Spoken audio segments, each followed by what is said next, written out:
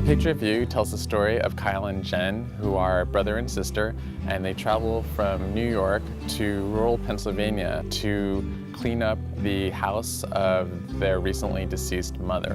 While they're there, going through her things, they make a totally unexpected discovery that changes their idea of who their mother was. Holy shit.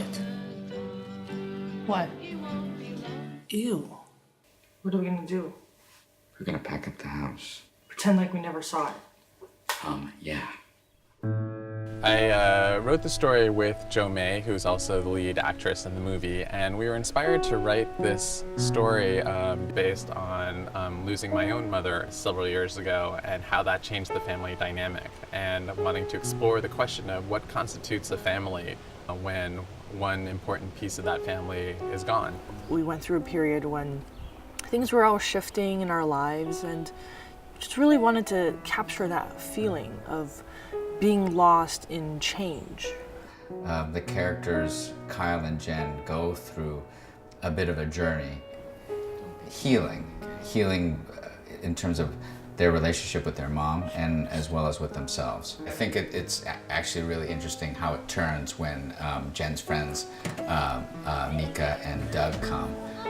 And the story kind of slips into a little bit of a different world that's kind of fun.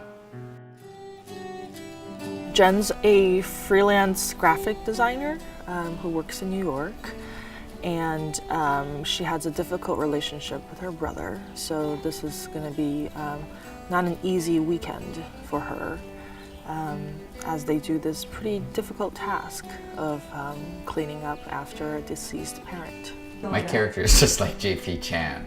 I'm not supposed to say that. You get the sense from the early parts of the story that Kyle was the sibling who took on the responsibility to take care of mom in her very last stages. And I think that's added a certain friction to his relationship with Jen. At this time in his life, I think he's got a lot of questions about who he is and the people that are involved in his life. I am playing Mika, and Mika is a friend of Jen.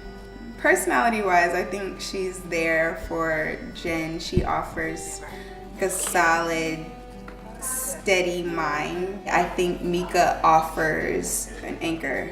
Doug is pretty much the heart of this film, if you want my opinion.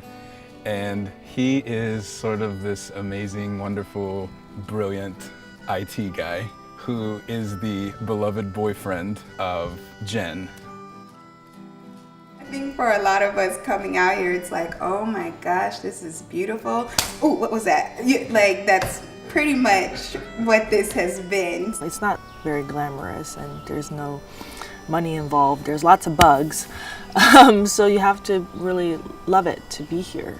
We have a really, really tight group of people who are working very hard and very long hours every day to put this story together. The vibe on the set is fun. Everyone is kind of from all over the area. They bring a lot of different things from the south, north, everywhere. So you get a lot of interesting personalities, and we've had a lot of fun hanging out. And Jay-Z's song was on. And the Jay-Z song was on. And the Jay-Z song was on. Just playing that song in the butterfly fly. Come here, rude boy, can you get it up? Come here, boy, is you big enough? Take it, take it, take it, take it. Love me, love me. SAG rep. What are you doing? Were you doing it looked like you were doing some sort of ethnic dance. I guess it's sort of motherly. I want to make sure the entire cast and crew are taken care of, and that we come under budget, and that everyone, that we have a happy set, and that we make a good film out of it. Basically what I do is I get here really tired, I eat my breakfast that's always expertly crafted by someone here in town. I take a little nap sometimes if I'm not in the first shot, so it's a very leisurely start to my morning. I can't complain about that. And then we shoot some scenes, and then we laugh a little bit, and then we dance to some Beyonce.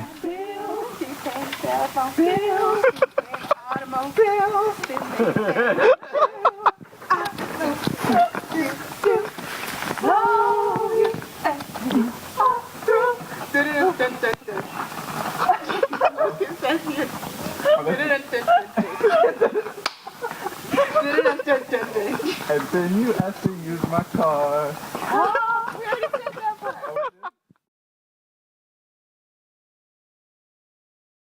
One terrific thing about this fantastic cast and crew that I've assembled is that they do exactly what I say whenever I tell them to do it, and they also respect me fully, and in fact, worship me. JP, he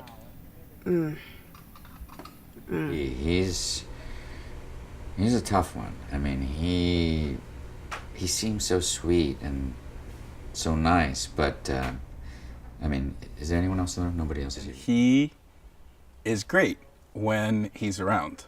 You know, he kind of brought us to set on the first day, like showed us around the house, was very hospitable and like kind of showing us the ropes.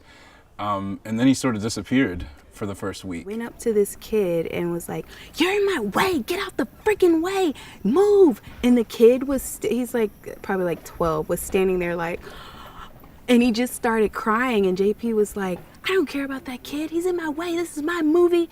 And nobody could really find him. Nobody really knew what he wanted. We were just kind of, you know, Andrew, the camera op, was you know, trying to do the shots to the best of his knowledge, but none of us really knew what he wanted. Mind you, JP's never really here. He like goes away and then like leaves us to do it and then comes back. And like watched the footage back and like threw a tantrum, threatened to fire the entire crew and cast when he wasn't even around to really show us, you know, what it was he wanted. I even saw him hit one of the actors. You didn't hear it from me, but I saw it, okay? That's all I'm saying. He looked crazy. He's not gonna see this, right? Okay. No. There's a scene in this movie that I'm supposed to have a bruise right here. He likes to get that practical, as he calls it. Genghis Khan of directors. Genghis Khan with glasses and spiky hair and Crocs.